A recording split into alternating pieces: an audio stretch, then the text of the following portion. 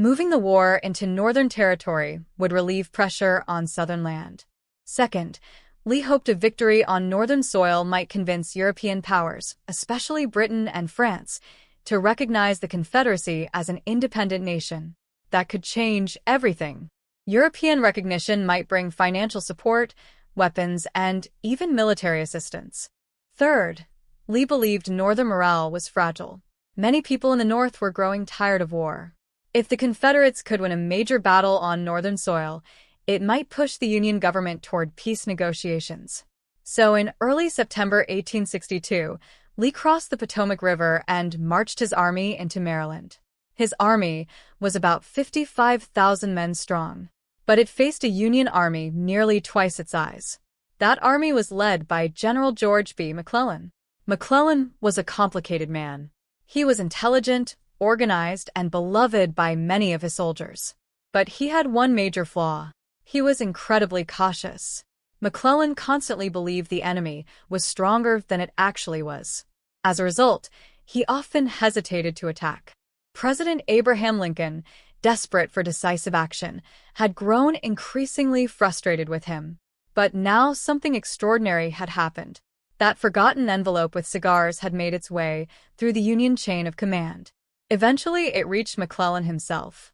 When he read the document, his reaction was immediate and dramatic. "If I cannot whip Bobby Lee with this," he reportedly said, "I will be willing to go home." Because Special Order 191 revealed Lee's most dangerous vulnerability. His army wasn't together. Lee had divided his forces across Maryland. Some units were marching toward Harper's Ferry. Others were scattered across different roads. If the Union Army moved quickly, it could strike the Confederate forces before they reunited. In military strategy, this was a dream scenario. An enemy army divided is an enemy army weakened. But there was still a problem. Time. Every hour that passed gave Lee a chance to regroup. McClellan needed to act fast. Yet even with Lee's secret plans in his hands, McClellan hesitated. For nearly 18 hours. Historians still debate why. Some believe McClellan feared the plans might be a trap. Others argue that his natural caution slowed him down. Whatever the reason, those lost hours would become one of the most debated decisions in American military history. Eventually, the Union Army began moving. The two sides would soon collide near a quiet farming town in western Maryland, a place called Sharpsburg.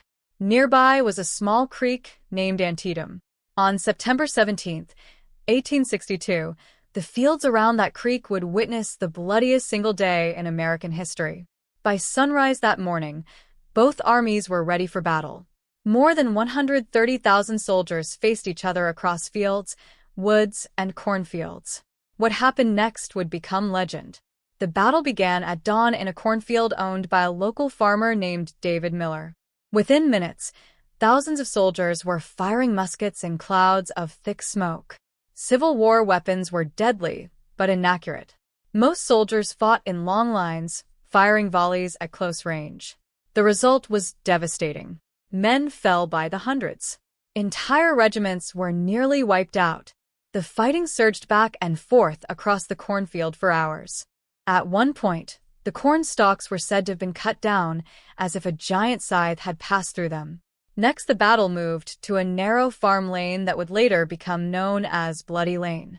Confederate soldiers had taken position in a sunken road, creating a natural trench. Union troops attacked again and again. For hours, the road became a slaughterhouse. Bodies piled up so high that soldiers reportedly used them as defensive walls. By midday,